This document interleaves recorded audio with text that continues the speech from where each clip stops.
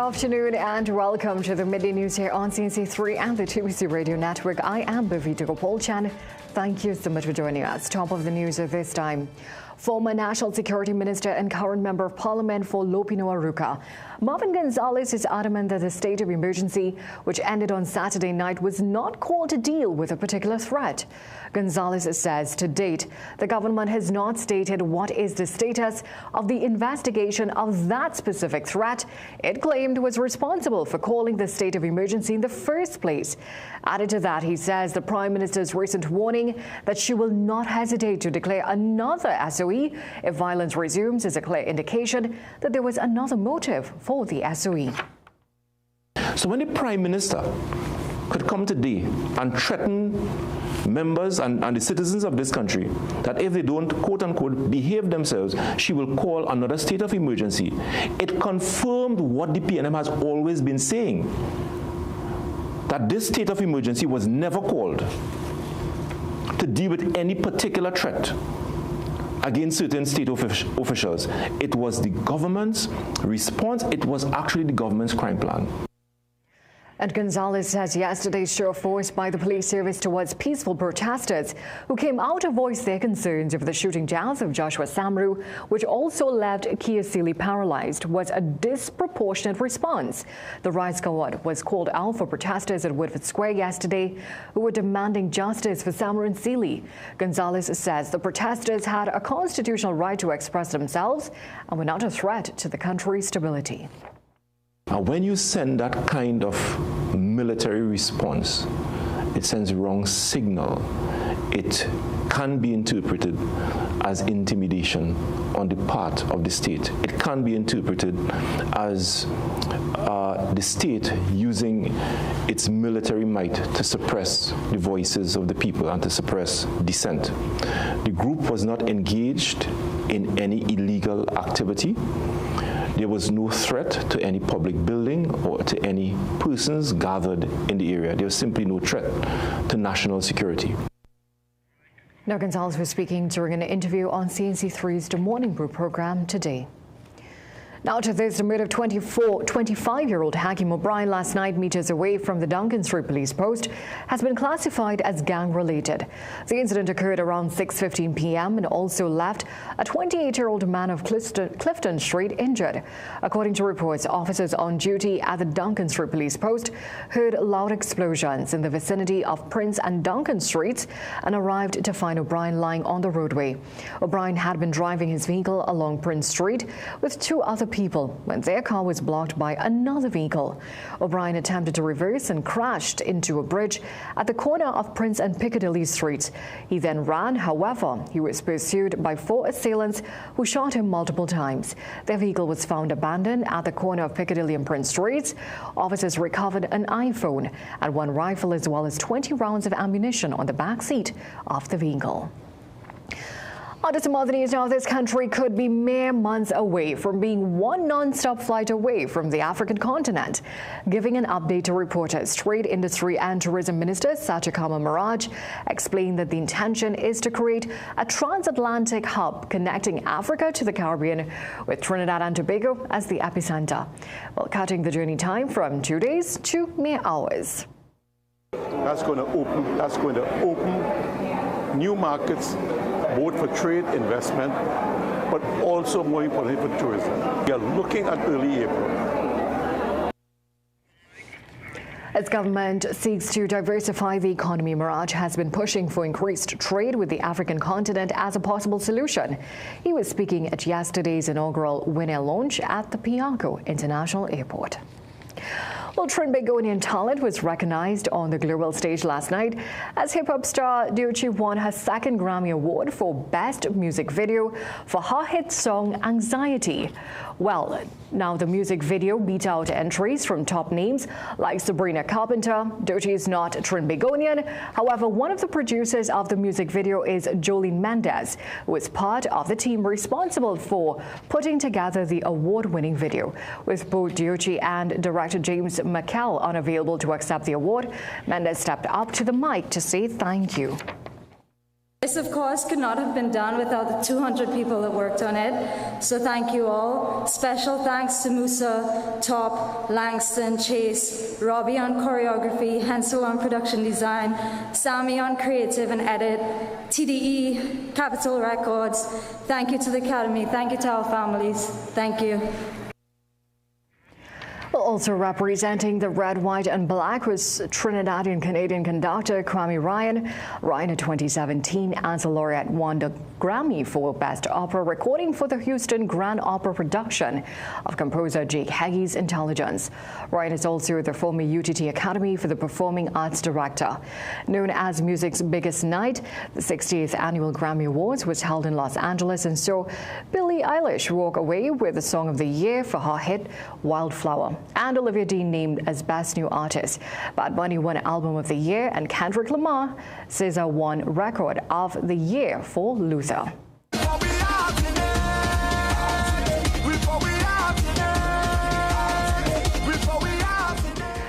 The Queensborough Savannah came alive yesterday as thousands attended this year's National Panorama semi-finals for medium and large steel bands. Preliminary results saw BB Renegade topping the large steel band category, while Pan Elders Steel Orchestra scored the highest points in the medium band category. Here's some of the highlights.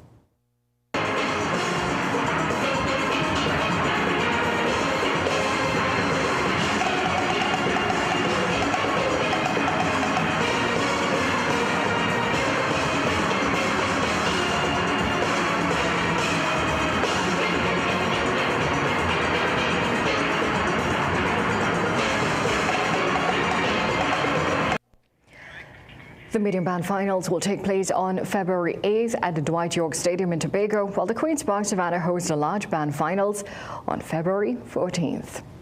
And carnival celebrations in Chaguanas are promising to have new energy this year. For the first time in nearly a decade, masqueraders will perform on a stage, and the bar is rolling out new events to keep the festivities alive. The launch of Chaguanas Carnival took place on Saturday. For Chaguanas Carnival lovers, that's exactly what they plan to do. And this year, their celebration is getting a major upgrade. For the first time in nearly a decade, masqueraders will perform on a stage this Carnival Monday and Tuesday. We met with the bands and they asked for a stage. We crunched our budget, and yes, we can facilitate a stage. And there's going to be a stage after maybe 6 or 7 years or so. There's going to be a stage returning to Chaguanas Carnival. The stage will be built along Ramsrun Street at a cost of about $100,000, with the borough still finalizing its overall carnival budget. At Saturday's launch of Chaguanas Carnival 2026, Deputy Mayor Melissa Jadunanan said the stage was a promise they had to fulfill. Band leaders were close to tears, letting us know that what masqueraders needed was a stage. My committee and I sat down and we put our heads together as to how we can actually fulfill a promise for a stage for the masqueraders. And we've been able to do that with NTC's subvention. The borough also unveiled new events: stick fighting, a king and queen of the bands competition, and an extampo contest. We're hoping that it draws a huge crowd to Ramsharan Street, because everything is going to take place this year on Ramsharan Street, starting again on a Friday the 13th, and it's going to go all the way to Carnival Tuesday. The launch began in Montrose and moved along the Chaguanas Main Road, where entertainers Swappy, Majestic, and Stubby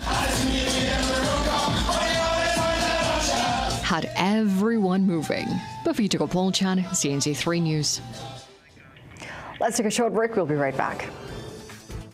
We are your one-stop, most convenient, most helpful, most caring community pharmacy. Our pharmaceutical services include dispensing medicines, repeat dispensing, clinical governance. But we also have a fully stocked convenience store featuring our refreshment aisle, grocery lane, personal care products, toys, pet supplies. We are most conveniently located out of the traffic, just 2 minutes off the highway in Heartland Plaza, Endeavour, Chaguanas. Contact us on 220-8705 or 470-5938 and visit us soon. Things don't always go as expected. Be ready with Trinry for auto, home, business and group life. Call us at 800-TRIN or visit trinry.com today. Huge insurance premium. Pay your premiums bit by bit with FlexiPay from Trinry. For more manageable auto, home and commercial insurance payments, call us at 800-TRIN or visit trinry.com today. Trinry, premier insurance coverage for less. Magical Expressions Limited is the largest importer and distributor of fresh cut stems, offering the widest range of beautiful flowers at the most affordable prices. Thank you for celebrating all special moments with us. For exclusive offers, call us at 701-6488, 701-6680 or 775-9191 or visit our website to order. Slam on 00.5 FM in collaboration with Flavour Village presents the Iceland Festival finale. This Wednesday, 4th February, we're moving off the avenue and into the Flavour Village at the Queen's Park Savannah. One night, 4 flavours of soca, 6 hours of music from 6 p.m. to midnight, including Young Brother, Lady Lava, Nadia Batson, Boys, Freetown Collective, plus many other surprises. No invitation necessary. Free entry. No coolers allowed. Experience Rude Boy 2-for-1 specials and drink Rude officially.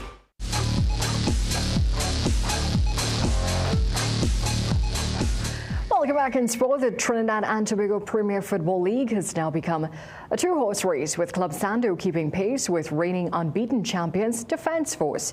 Club Sando defeated AC Port of Spain 3-2 at the Manny Ramjon Stadium on Sunday evening in the second match of the doubleheader. In the first match of the doubleheader, Sando and Jambalute defeated La Hocta Rangers 2-1. With the result, Club Sando joined Defence Force on the top of the table with a 6-point cushion separating them from the chasing pack. And Queen's Park spinner Brian Charles almost single-handedly defeated KFC Clark Rhodes on the second day of the Trinidad and Tobago Cricket Board Premier Division 1 on the weekend. Well, Charles took 8 for 36 from 14.3 destructive overs and wrecked Clark Rhodes' innings on Sunday. Clark Road were bowled out for 107 in their second innings. Scores in the match: Clark Road 114 and 107. Queen's Park 303 for 6 declared. The Parkites won by an innings and 82 runs. That's it for sport. It's back to a break. This is your captain speaking. Welcome to Carib Country. See the vibration. Carib.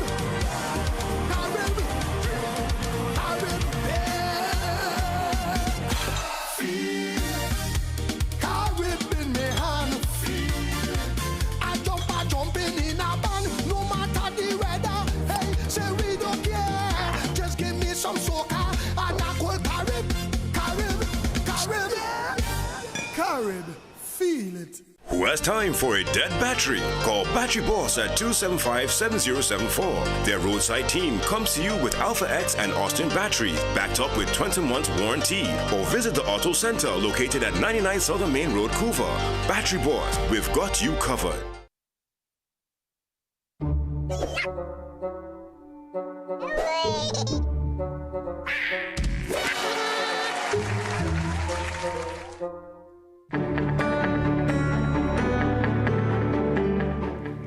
Well, it's now time to hand it over to Jean-Marc Rampersad with the weather forecast. In the weather forecast for today, we can expect the sunny, hazy and breezy conditions to continue with just a low chance of a brisk passing shower. The Saharan dust is still present over the area but is expected to decrease from tonight over the next 2 days. This week will be noticeably drier, at least when compared to the relatively wet start to the year. The sunny and breezy conditions are also expected to continue with those brief showers likely during the course of the day. Thank you, Jean-Marc, and thank you for joining us for a look at the day's developments so far. We'll have these stories and so much more coming up for you in our major newscast at 7 p.m. today. Until then, have a great day.